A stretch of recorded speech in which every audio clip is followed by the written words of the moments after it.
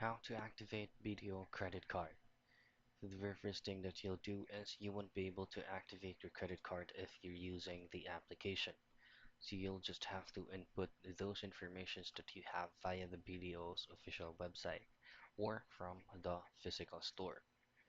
So in this video, I'm going to be using Google Chrome, and then if you can't, you can go ahead and use any preferred web browser on your end. So just head directly to BDO.com's official site, and once you're here, just have to scroll down a bit till you find a small search box that says, "What do you need today?" So in here, you just have to uh, type in activate credit card, and you should be able to find multiple results in here. So this is going to be your interface upon searching for that message, and choose on activate your credit card.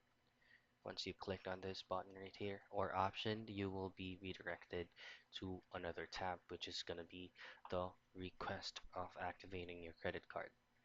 So in here, you just have to input your card number and then the date of birth, the expiration date of the card, and as well as the security code verification that is indicated in this small box right here.